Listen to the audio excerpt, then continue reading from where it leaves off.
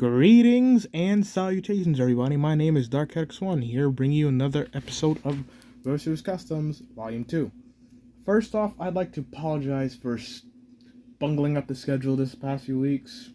I've been rather busy, and honestly, I got sloppy with it, so I hope it didn't inconvenience you a lot too much, and I'll try and make up for it, starting now. So, to get into this, first of all, it was just going to be solely about Carlos, the black engine you see in front of you. However, Farnax decided to drop in, and since this episode comes after we just hit 80 subscribers, consider this a special treat from both of us to you lot. Now, that all being said, let's get into this. So, Carlos down here is a 4700 class from the Great Western Railway, designed by the likes of George Jackson Churchwood to handle the heavy mixed traffic work. So basically, think a lot like Henry, except more driving wheels and generally built for the heavier end of the stick. Now then, these engines were basically, they first showed up and took the Great Western Railway by a bit of a storm in 1919. And they are arguably some of the better looking freight engines I've seen. And that is not that far of a stretch, or mileage, considering I don't really pick favorites. But this is usually one that I rank in the higher tiers of just looking that good. And that's largely, I guess, due to the commonality of parts between it and other Great Western Railway locomotives, pulling it together to look like this express design, gone for a much more mixed traffic approach. But all in all, the class itself is good, and seeing Carlos like this compared to how he would have looked like before in the old RWS Customs format is nice. Now let's get into the details of the model. Let's give you a quick look over. As you can see, he is fitted with the much larger standard tender that would come into play later on in the Great Western Railway's history. But these are nowadays very prominent in terms of models being built of Great Western Railway locomotives. That and the Hawksworth tenders, which have also been coming into play recently. But the painting and the sculpting, generally the livery is largely freelance based off of some of the elements of his original livery. As you notice on the original Carlos model from the Great Race, he did have a green stripe, and he was largely black.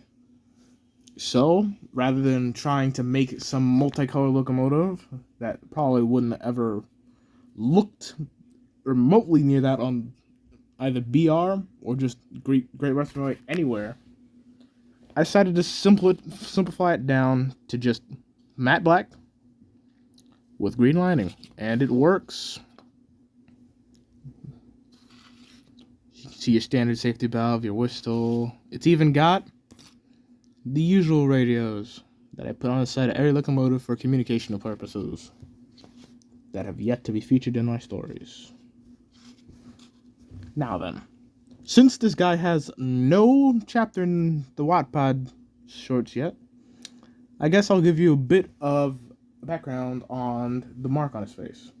That is a scar from an incident he got into basically somewhere between Victorstown and Barrow, because while in most standard stories, other railways like the GWR, LNER, and Southern Railway wouldn't come down to Stodor, I basically have it to where all of them have an arrangement that they can run onward into Victorstown, and by proxy, the NWR can run on their networks too. It's sort of like a working deal that benefits all parties involved. Think Somerset-Dorset Joint Railway, but on a much grandiose scale. And basically, he would rear end into the back of an alumina working that would come down from Pilgardrud, and it would scuff his face and pretty much shatter, well, any belief he had in safety.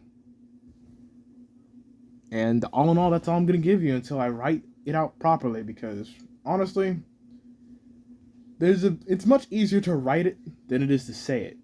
Because when I write it, you get all the details, and it's not rushed to fit some time crunch that I'm unfortunately forced to go through due to my channel being small and YouTube only allowing small channels to record up to 15 minutes maximum. So, sorry lads and lasses. But, enough of my ramblings and my inanity. Thank you all for 80 subscribers. Once again, I'm sorry for dropping the ball in the last 2 weeks. And I know this is coming out basically in the AM, so some of you might not even see this until later in the day. But, if you do, thank you for being with me all these years, and thank you for getting me to 80 subscribers. And I hope y'all have a good one. And thank you for tolerating my nonsense. This has been DarkX1, and I shall be signing off. Goodbye!